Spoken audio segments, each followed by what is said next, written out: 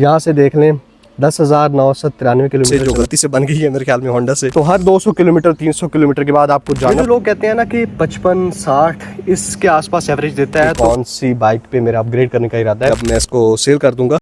आजकल mobile phone की prices जहाँ पे जा चुकी हैं, मैंने सोचा कुछ नई चीज़ें ट्राई की जाएँ। और आप देख रहे होंगे मैं इलेक्ट्रॉनिक्स वगैरह, बैटरी का, TCL की LCD वगैरह का रिव्यू मैंने किया। मेरा पर्सनल बाइक होंडा प्राइडर 100cc, इसको यूज़ करते हुए मुझे तकरीबन 2.5 साल हो गए हैं। मैंने 2024 के फरवरी में ये आई थिंक बाइक ली थी और इस टाइम जून 2026 है और मैंने इतने अरसे में इसको 11,000 किलोमीटर 10,993 हो गए हैं जिस वक्त मैं इसका रिव्यू करने लगा हूँ। तो इसको मैंने इतना चलाया है। अब मैं जो प्रैक्टिकल चीज़ें इसके बारे में जानता हूँ, मेरा जो एक्सपीरियंस है इस बाइक के साथ, क्योंकि ये मेरी ड्रीम बाइक थी एक टाइम पे, आज तकरीबन 3-4 साल पहले मुझे था कि मैंने बस किसी तरह राइडर लेना है। 125 वगैरह का या उन चीज़ों का मुझे शौक़ नहीं था, इसी चीज़ का शौक़ था और ये मैंने फाइनली बाइक परचेज़ की थी। तो स्पेसिफिकेशंस की ज़्यादा बात नहीं करूँगा, वो जस्ट मैं आपको यहाँ पे शो कर देता हूँ कि इसकी जो हॉर्स पावर होती है, सारी चीज़ें, व्हील बेस, क्या क्या स्पेसिफिकेशंस हैं, वो आप होंडा की वेबसाइट पे भी चेकआउट कर सकते हैं।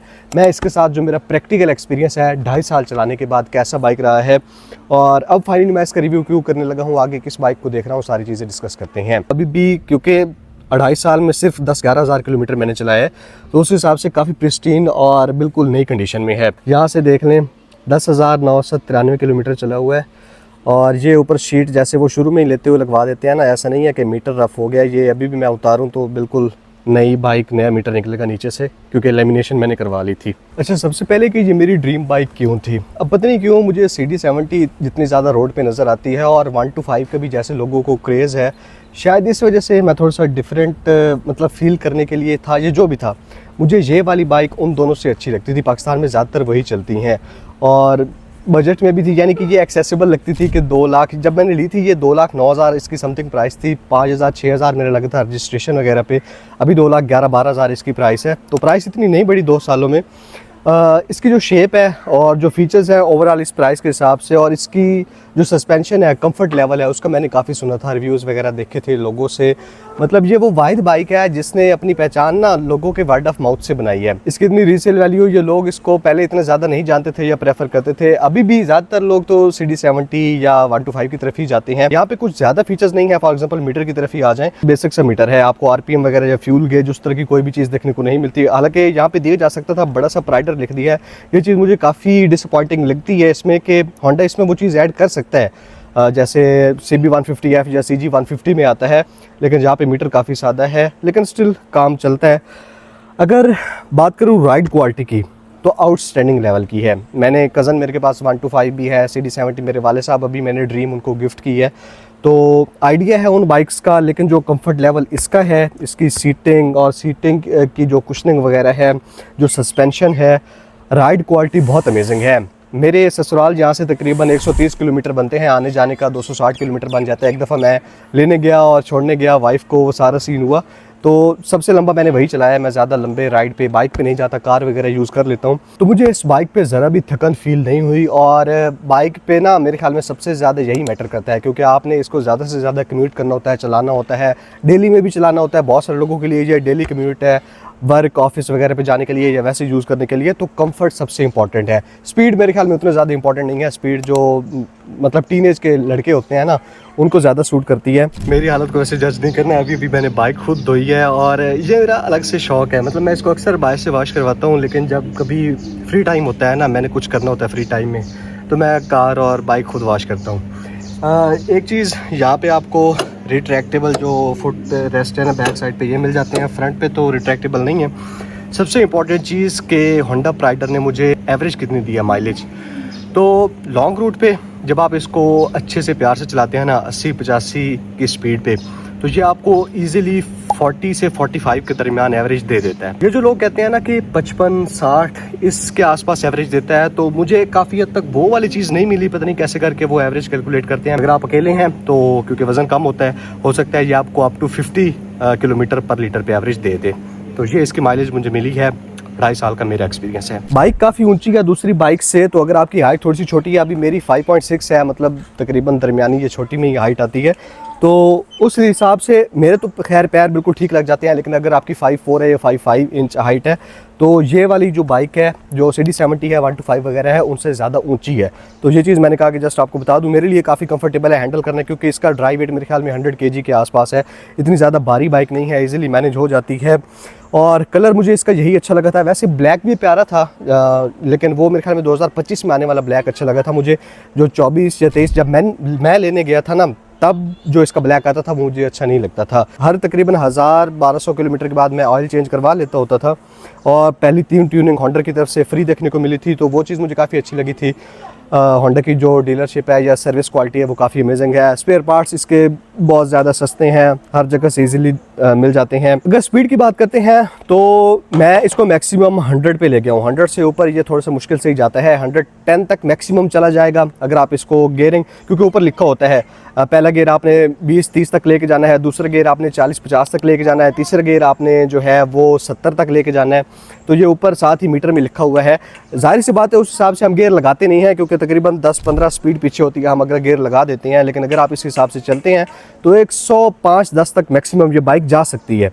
लेकिन ज़्यादा जो कंफर्टेबल है वाइब्रेशन के बगैर जो एक अच्छी राइड आपने लेनी है ना, वो 80 से 90 के दरमियान आप रखेंगे, ये वाली बाइक आपको काफ़ी कंफर्टेबल फील कराएगी। पावरफुल फील होती है, ये नहीं है कि पावरफुल फील नहीं होती, लेकिन अगर आप एक दफ़ा 125 चला लेते हैं ना तो ऐसा लगता है कि उसमें जो पिक है, टॉर्क है, मतलब जब आप उसको भगाना चाहें ना किसी एक पॉइंट पे, तो वो जैसे हाथ से निकलती है ना बाइक, वो वाली चीज़ आपको यहाँ पे फील नहीं होगी। ये आहिस्ता आहिस्ता से अपना टाइम लेके ही मतलब टॉर्क स्पीड वगैरह पकड़ती है। अच्छा, एक ये छोटी सी चीज़ है दिखाने वाली। एक दफ़ा मेरे वालिद साहब लेके गए थे, तो ये बाइक स्लिप हुई थी, उनसे गिरी थी। ये वाइज़र पे छोटी सी ऐसे देख रहे हैं ना, ये यहाँ से और थोड़ा सा सामने जो मड गार्ड होता है इससे कलर हट गया था। और दूसरा ये है कि ये जो टापे हैं इसके, यहाँ पे भी आप देख रहे हैं ये ब्लैक कलर है, लेकिन वो आहिस्ता आहिस्ता फेड हो रहा है और नीचे से जो उसका ओरिजिनल रेड कलर है वो निकल रहा है। तो ये चीज़ ऐसी है, क्वालिटी कंप्रोमाइज़ है जो होंडा थोड़ा सा फिक्स कर सकता है। जहाँ तक इसकी लाइटिंग की बात है तो लाइट देख रहे हैं आप, काफ़ी बड़ी है। जो इसका वाइज़र है ना CD70 125 वगैरह सबसे अच्छा है, और इस वजह से इसकी जो लाइट की थ्रो है या जो फील्ड ऑफ व्यू है, अपर्चर है, वो ज़्यादा फील होता है। रात के वक्त इसकी लाइट काफ़ी अच्छी लगती है। बाकी ओवरऑल जो इसके मिरर्स वगैरह हैं सारी चीज़ें बेसिक हैं, इंडिकेटर्स दिए गए हैं।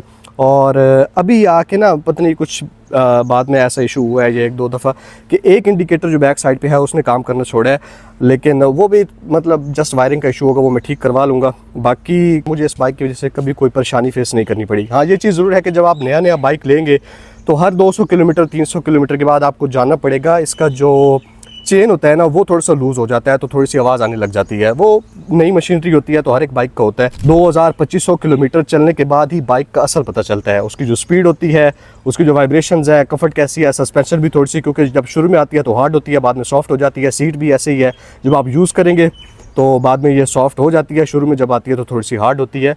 तो मशीन जो है ना, मतलब ये होंडा राइडर आप इसको जज कर सकते हैं जब ये तकरीबन 1500-2000 किलोमीटर चल जाए। एक चीज़ आपको बता दूं कि मुझे वैम है सफाई का काफ़ी ज़्यादा, तो मैं इसको बार बार तकरीबन हर वीक या 2 वीक में एक बार तो मैं इसको धोता ही था। तो उस वजह से ना जो इसके रिम है, क्योंकि इसके वो अलॉय रिम तो आते नहीं हैं, जो सादा हैं वही हैं, थोड़ा बहुत जो रस्ट है ना वो आना स्टार्ट हो गया है। अभी स्टार्ट हुआ है, यानी कि 2.5 साल बाद 10,000 किलोमीटर के बाद।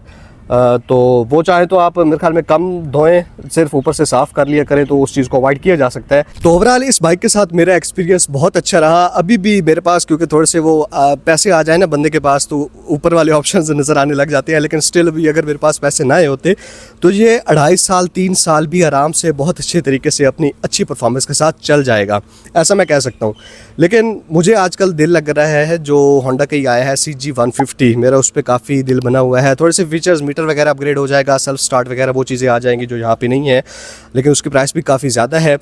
ये वाली जो बाइक है ना, मेरे ख्याल में होंडा की तरफ से most value for money bike है। पावरफुल भी है, कंफर्ट भी अच्छी है, सस्पेंशन भी अच्छी है, बिल्ड क्वालिटी मैंने आपको दिखा दी है। 2.5 साल चलाने के बाद भी तकरीबन नई जैसी फील होती है। ये hands down one of the best bike है होंडा की तरफ से, जो गलती से बन गई है मेरे ख्याल में होंडा से। पता नहीं ये कब तक अब मेरे पास रहती है, 1 महीना या आधा महीना, जब मैं इसको सेल कर दूंगा। ये है कि अभी ये मुझे काफ़ी अच्छी रीसेल दे रही है। 2,10,15,000 रजिस्ट्रेशन डाल के मुझे पड़ी थी। अभी भी ये मेरी बाइक 1,60,000 से 70,000 के दरमियान जा रही है। अगर मैं 2-3 साल इसको और चलाना चाहूँ चला सकता हूँ।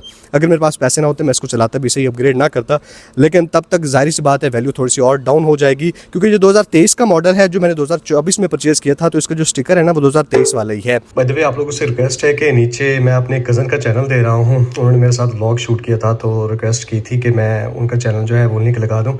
अगर आपको व्लॉग्स वगैरह में इंटरेस्ट है, आप देखते हैं, तो नीचे पिन कमेंट में डिस्क्रिप्शन में मैं आपको लिंक प्रोवाइड कर दूंगा। देसी यार 110 उनका चैनल है, उसको जाके आप सब्सक्राइब कर सकते हैं। दैट्स इट, पहला रिव्यू था बाइक का। आपने बताना है ये रिव्यू आपको कैसा लगा है। अगर आपको अच्छा लगेगा तो बाइक वाली सीरीज़ भी कंटिन्यू करेंगे, कार्स वगैरह भी रिव्यू करेंगे, और मैं अपनी कार से ही शुरू करूँगा, कार्स के रिव्यू भी। Thank you so much, good bye.